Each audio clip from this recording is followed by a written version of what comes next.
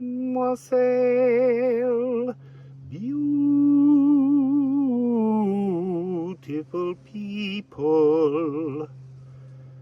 So I'm sitting outside because we need this green and the blue. It's about these two frequencies mixing together that will allow you to connect with, see, create with the aqua ray. I've taken lots of notes of the aqua ray because I've been channeling the energies and I didn't quite know what to do. I needed to go into a rejuvenation cocoon for a bit because I'm back home and I needed to absorb the energies of the world around me. So the aqua rays are here, the ray itself and the beings that will remember that first will tend to be people who consider themselves to be blue ray, because blue ray is the divine sound. You see, and I want to say of creation because this is the aqua ray of recreation. So they're like ghost moon echoes. And so these blue rays, the first ones to awaken to this energy, they thought they were something else. They thought they were blue rays, but actually we're all aqua rays.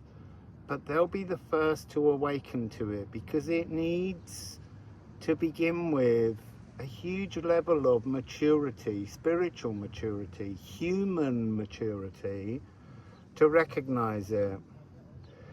So there's an important message about the white shiny side of the moon that we look at is the deception. The truth of the aqua ray is the dark moon Lilith energy behind that. And okay, so I'm told it's possible that the best way to be inspired to ignite your connection is during new moons, when you can't see that side of the moon and the dark moon Lilith side of the moon faces the sun. That's the lagoon, the space between where the aqua ray sits and we have to go fishing for it. So the core energy of the aqua ray is love because it creates everything with love. All the distortions are just distorted versions of the loving frequency of the aqua ray. It's divine creator energy, 639. So the 6-3 being the Tesla trap energy, the dark moon Lilith frequency, awaiting us, and Sagittarius, the 9. That energy of growing, of learning, the bard hero of the heart is what comes online. So the aqua rays have been hidden because to be in those divine powers previously would have been dangerous. This is wielding power, understanding huge recreative power, but not wielding it selfishly. So there's this energy of the trining of the air, the great mutation. There's been an energy where aircraft, since the advent of aircraft, it was the beginning of the notion of going into this frequency, this great mutation, the next 200 years of air epoch. And there's been a kind of plane grid because of airports that mirrors earth grids. And somehow now the birds are returning the organic patterns, not the human ones. That's really interesting. So what else do we have? The conjunction created the embers. And that's to align with the melodious comfort that the shift will be bringing. But first comes chaos. So you will see chaos, a field of distortion as this air disruption takes place. Because We talk about dragon lines on the earth, whale lines, whale songs in the oceans, in the Akashic record. But there's this layer that we've all forgotten, which is the air songs, the flight paths of birds, all of those frequencies, they're going to be renewed. So there's something about the dimensional roots and the Temple of Giants in Gozo. Do you remember the videos that we did there that were about how bacteria, how time, how the very soot of magic that connects to our physical bodies caught hold of us?